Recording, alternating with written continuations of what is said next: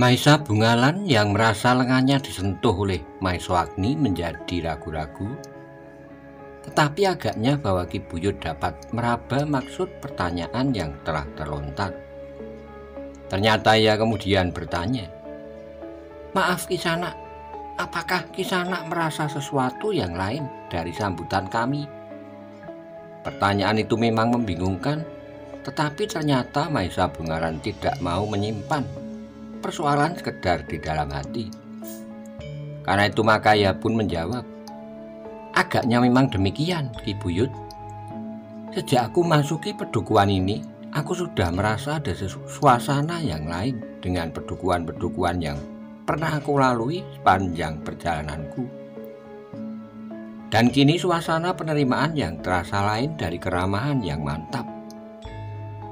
Kehadiran anak-anak di Ki Buyut dan sekarang para bebau tentu bukan sekedar cara untuk menyambut kedatangan hamba istana di pedukuhan terpencil dan kecil seperti ini. Tetapi tentu ada hubungannya dengan kelengangan yang nampak pada pedukuhan ini."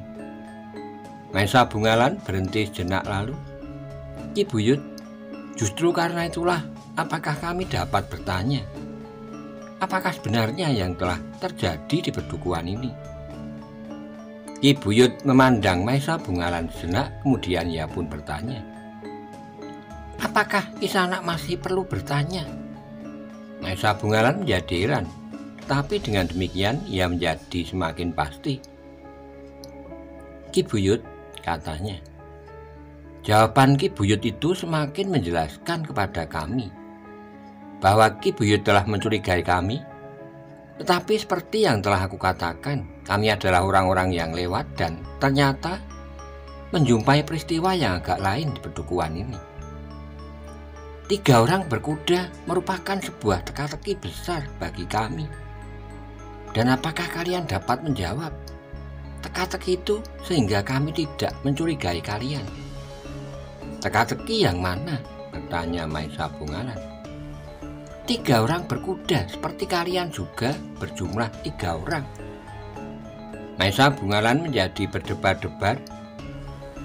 Ia pun segera teringat kepada 3 orang yang pernah menumbuhkan keributan karena mereka telah membunuh orang-orang berilmu hitam, yang menurut dugaannya mereka adalah Linggodadi dan pengiringnya, atau 3 orang yang lain, Mahendra dan kedua anaknya.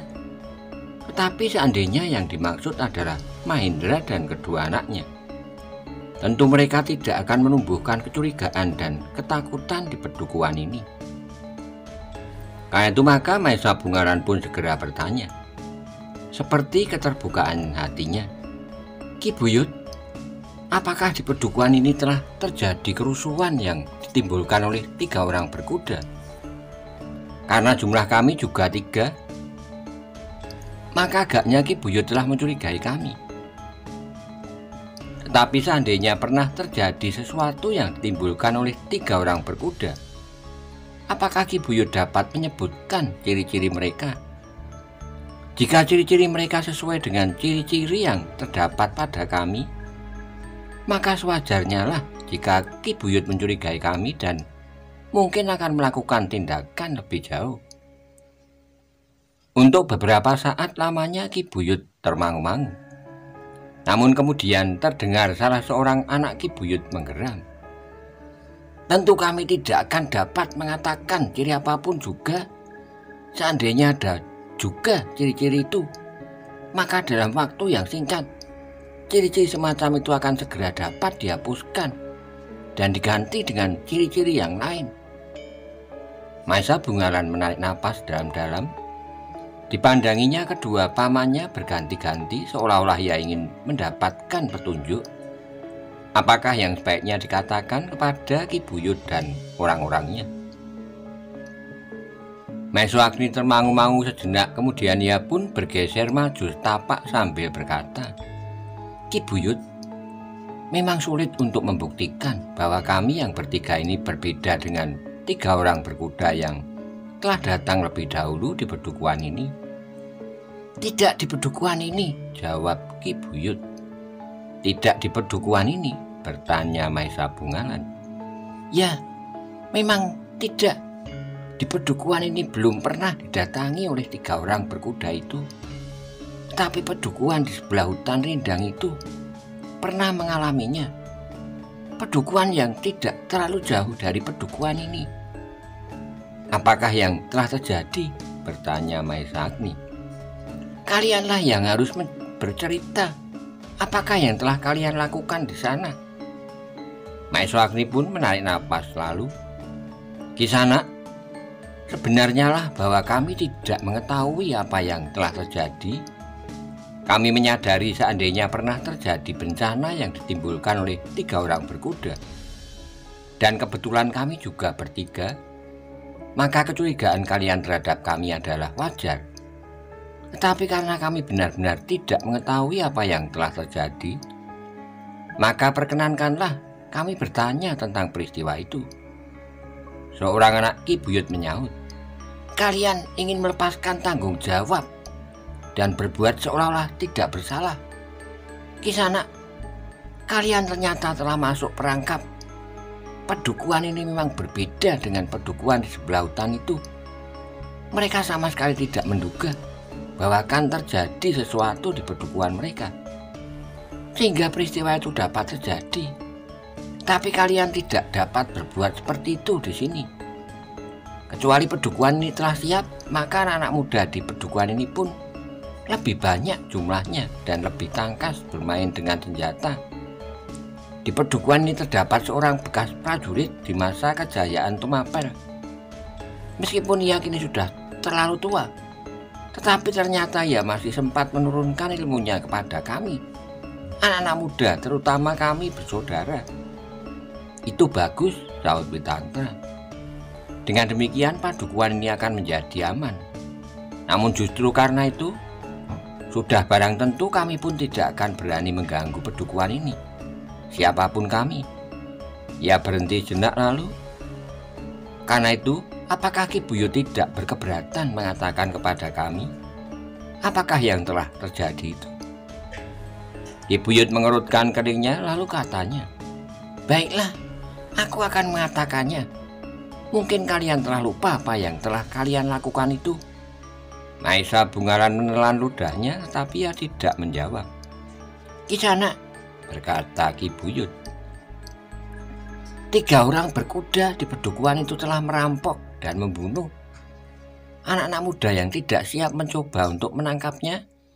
Tetapi justru karena itu 2 orang telah terbunuh, 3 orang terluka parah, dan lebih dari 10 orang yang luka-luka. Oh, hanya 3 orang dapat berbuat seperti itu. Memang luar biasa kematian yang terjadi, sangat mengerikan sekali. Kulitnya tersayat-sayat sehingga seolah-olah tidak selapis pun yang tersisa. Oh, 3 orang itu terkejut. Segera mereka menyadari bahwa yang telah dilakukan itu adalah orang-orang berilmu hitam. Nah, apakah kalian sudah puas? Berkata salah seorang anak di Ki Buyut yang lain.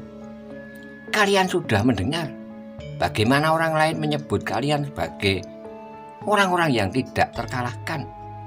3 orang yang dengan mudah dapat mengalahkan lebih dari 20 orang. Bahkan hampir semuanya telah terluka. Ia berhenti jenak lalu. Nah, apakah kalian akan melakukannya di sini? Maisa Bungalan, Maisa Agni, dan Witantra termangu-mangu sejenak. Mereka mencoba membayangkan apa yang telah terjadi itu. Namun Maisa Agni dan Witantra mengambil kesimpulan bahwa ketiga orang itu tentu bukannya murid-murid perguruan ilmu hitam yang baru saja dirinya mekar. Jika demikian, maka korban itu tentu akan jatuh jauh lebih banyak lagi. Yang terbunuh tentu bukannya hanya 2 orang, tetapi mungkin semuanya. Agaknya justru orang terpenting dari perguruan itulah yang telah melakukannya, sehingga nafsunya untuk membunuh anak-anak tidak seganas murid-muridnya. Berkata Maisa Agni dan Witantra di dalam hatinya.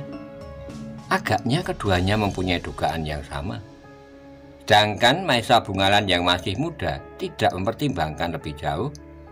Baginya siapapun orangnya, tetapi tentu orang berilmu hitam itulah yang melakukannya. Namun pada itu seorang anak Ki Buyut yang lain berkata, "Nah, apakah yang akan kalian lakukan di sini sekarang? Kami sudah siap menghadapi kalian. Meskipun kalian berhasil membunuh di pedukuhan di pinggir hutan itu, namun kalian tidak akan dapat melakukannya di sini. Dan barangkali juga di pedukuhan-pedukuhan yang lain yang telah menjadi bersiaga pula." Maesa Bungalan, Maesa Agni, dan Witantra menjadi bingung. Bagaimana harus meyakinkan mereka? Rasa-rasanya mereka telah memasuki pedukuhan yang salah, yang melibatkan mereka ke dalam kesulitan. Kedatangan mereka di pedukuhan itu semata-mata karena mereka ingin bermalam, hanya itu. Sementara itu pun langit menjadi semakin buram, warna merah di langit menjadi semakin pudar pula. Beberapa orang nampak mulai menyalakan obor di serambi pendopo, tidak hanya 2 atau 3, tetapi seakan-akan halaman itu pun kemudian menjadi terang benderang. Apakah artinya ini? Desis Maesa Bungalan tertuju kepada dirinya sendiri. Karena ketiga orang berkuda itu untuk beberapa saat lamanya hanya termangu-mangu saja. Maka seorang anak Ki Buyut pun berkata pula, "Nah, apakah yang akan kalian lakukan?" "Tentu kami tidak akan berbuat apa-apa. Sejak semula kami memang tidak akan berbuat apa-apa," jawab Maesa Agni. "Sebenarnya lah kami hanya ingin bermalam di sini." "Oh." Hampir semua orang mengangguk-angguk. Salah seorang berbau yang bertubuh kekar dan berjambang berkata, "Tepat seperti yang dilakukan oleh ketiga orang itu. Mereka bermalam di pedukuhan kecil di pinggir hutan itu. Di malam hari mereka mulai merampok milik orang-orang yang telah memberikan tempat bermalam. Oh, itukah yang akan kalian lakukan di sini? Di malam hari kalian maksa untuk mengambil penduk emas dan sebuah cincin bermata ke kuncoro bumi. Kalian tidak akan melakukan tipuan licik itu sampai 2 kali." Maesa Agni menarik napas dalam-dalam. Ternyata usahanya untuk meredakan ketegangan justru sebaliknya. 3 orang itu pun telah minta sekedar bermalam, tapi kemudian mereka melakukan kejahatan itu. Dengan demikian, maka seolah-olah semua jalan telah tertutup bagi ketiga orang itu, sehingga mereka pun menjadi semakin bingung. Jika orang-orang di pedukuhan itu melakukan kekerasan, apakah mereka juga akan mengimbanginya atau mereka harus melarikan diri? Dalam keraguan-raguan itu tiba-tiba saja seorang anak Ki Buyut berkata, "Kisanak, aku kira kalian tidak mempunyai kesempatan apapun juga sekarang. Kalian harus menyerah. Kami ingin menangkap kalian, mengikat dan membawa kepada Ki Buyut di pedukuhan yang telah kau lukai dengan membunuh 2 orang anak mudanya yang paling baik dan melukai beberapa orang yang lain." Maesa Agni menarik napas, tetapi Witantra sempat menggamit Maesa Bungalan yang bergeser setapak, bahkan mendahuluinya berkata, "Apakah menurut pertimbangan kalian itu merupakan penyelesaian yang paling baik?" "Ya," jawab anak Ki Buyut itu dengan tegas. Witantra mengangguk-angguk, katanya kemudian seolah-olah lebih banyak tertuju kepada dirinya sendiri dan 2 orang kawannya. "Baiklah, kami akan menurut segala perintah kalian, tetapi dengan syarat." Maesa Bungalan terkejut mendengar kata-kata Witantra itu karena ia tidak menyangka sama sekali. Tapi ia tidak sempat memotong karena Witantra berkata selanjutnya, "Jika kalian bersedia memenuhi syarat itu, maka kami akan menurut." "Apakah syarat itu?" bertanya Ki Buyut. "Jika ternyata orang-orang di pedukuhan itu tidak mengenal kami, atau mereka tahu pasti bahwa yang telah melakukan kejahatan itu bukan kami, maka kami akan dibebaskan dari segala tuduhan dan kami diperkenankan bermalam di sini." "Kalian tidak perlu bermalam. Perjalanan ke pedukuhan itu memerlukan waktu yang panjang. Kemudian jika benar-benar kalian bersalah, maka kalian akan bermalam untuk waktu yang tidak terbatas." "Maksudmu?" Maesa Bungalan tidak dapat menahan hati lagi. Kalian akan terkubur di pedukuhan itu. Wajah Maesa Bungalan menjadi merah.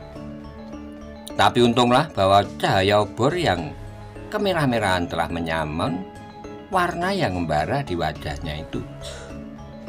Baiklah Kisanak.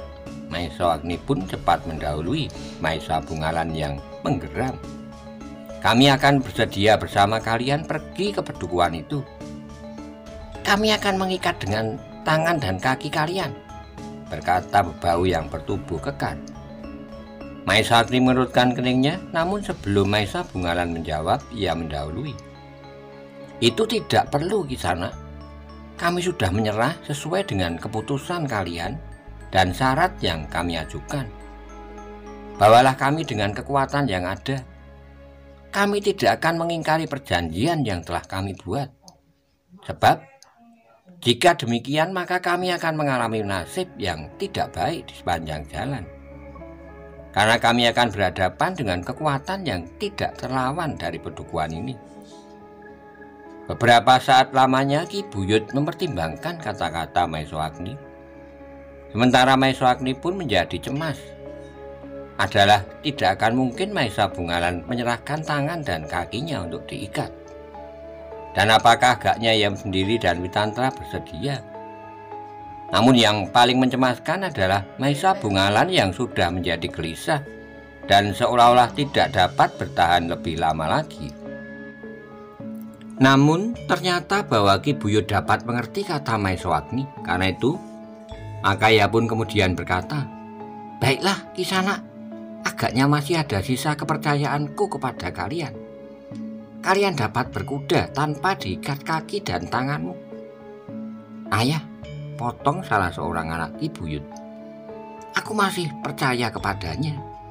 Tetapi jika mereka ternyata menyalahi janji, maka mereka akan kami cincang di bulak panjang itu, dan kulit dagingnya akan kami serakkan sepanjang tanggul untuk menjadi makanan anjing-anjing liar."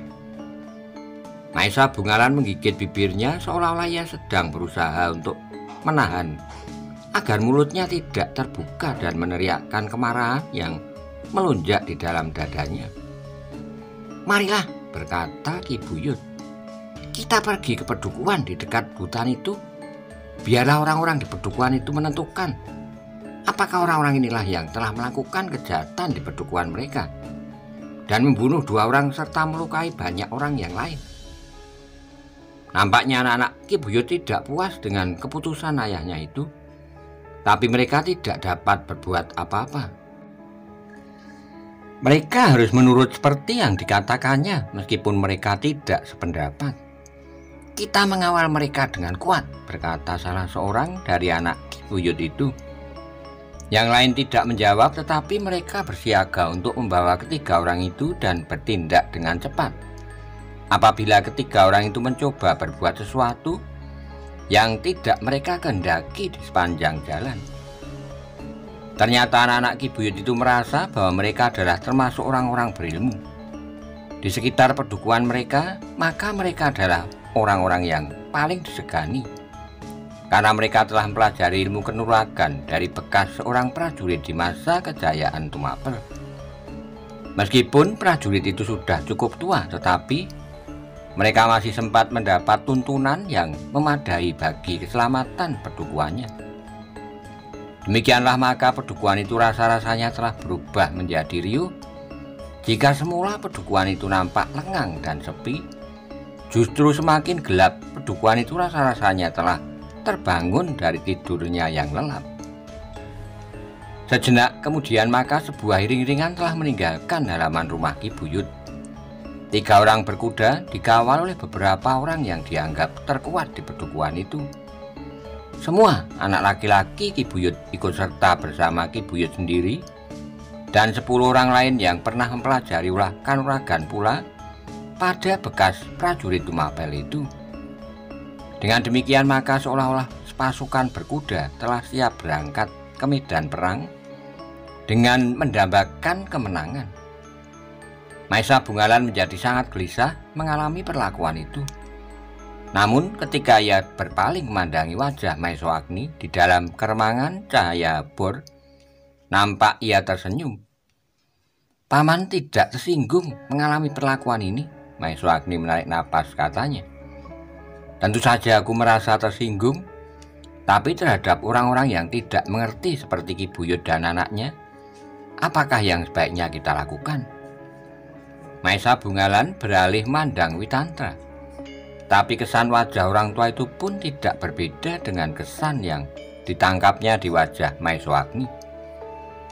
Ketika mereka keluar dari jalan pedukuhan, dua orang berkuda telah mendahului mereka dan berkuda di paling depan, sedangkan di antara para pengiring terdapat beberapa orang yang membawa obor.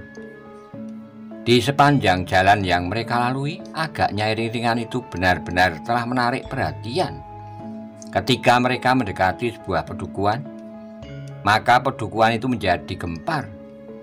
Setiap laki-laki segera mencari senjata jenis apapun yang dapat mereka temukan. Karena mereka pun telah pernah mendengar berita tentang 3 orang yang telah melakukan kejahatan di pedukuhan di dekat hutan kecil itu, sehingga mereka pun telah bertekad untuk bersiaga setiap saat menghadapi segala kemungkinan. Ketika masuki pedukuhan itu, maka 2 orang yang sudah dikenal mendahului iringan itu dan memberitahukan siapakah yang akan lewat. 3 orang penjahat itu dapat kalian tangkap tanpa perlawanan? Bertanya seorang anak muda. Ya, mereka semula ingin bermalam di rumah Ki Buyut, tetapi langsung Ki Buyut menangkap mereka dan membawa mereka ke pedukuhan di pinggir hutan itu untuk meyakinkan apakah benar mereka yang bersalah. Oh, anak muda itu mengangguk-angguk. Sudah sepantasnya demikian. Putra-putra Ki Buyut itu adalah anak-anak muda yang tidak ada imbangannya di daerah ini. Adalah nasib malang yang telah membenturkan 3 orang penjahat itu dengan anak-anak Ki Buyut. Ternyata Maisa Bungalan dapat mendengar percakapan itu, meskipun tidak seluruhnya. Terasa darah mudanya bagaikan menggelegak di dadanya. Namun setiap kali ia berpaling kepada kedua orang pamannya, nampaknya mereka masih tetap tenang dan bahkan seakan-akan sama sekali tidak mengacuhkan atas apa yang sedang terjadi. Dalam pada itu maka iring-iringan itu berjalan terus melalui bulak-bulak panjang dan jalan-jalan pedukuhan yang suram. Namun dengan demikian iring-iringan itu rasa-rasanya semakin lama menjadi semakin panjang. Beberapa anak muda yang mempunyai seekor kuda di pedukuhan-pedukuhan yang dilewati, yang sempat mengambil kuda-kuda mereka, segera menggabungkan diri pada iring-iringan itu untuk melihat apa yang akan terjadi di pedukuhan yang pernah mengalami bencana itu. Jika benar-benar 3 orang itu yang telah melakukan kejahatan, maka mereka pun akan mengalami nasib yang sama seperti kedua orang yang terbunuh dengan tato arang keranjang itu, desis seorang anak muda. Lebih dari itu, kemarahan orang-orang di pedukuhan itu agaknya tidak akan dapat terbendung lagi. Mungkin mereka bertiga akan dicincang sampai lumat dengan perlahan-lahan, sahut yang lain. Ah, tentu tidak, berkata seorang anak muda yang sudah nampak lebih matang. Jika mereka harus dibunuh, mereka akan dibunuh, tapi tidak dengan cara yang biadab. Jika kita pun melakukan hal yang serupa, lalu apakah bedanya antara mereka dan kita? Mereka sudah mendahului, mereka telah membangkitkan kemarahan kami, sahut anak muda yang pertama. Jika kami melakukannya, itu adalah semacam hukuman yang setimpal bagi mereka. Tapi kita memiliki perasaan yang seharusnya lebih dalam tentang perikemanusiaan. Itulah yang agaknya tidak mereka miliki. Yang lain tidak menyaut lagi, tetapi dari sorot matanya nampak dendam yang menyala. Meskipun ia tidak mengalami perlakuan yang ganas dari 3 orang penjahat itu.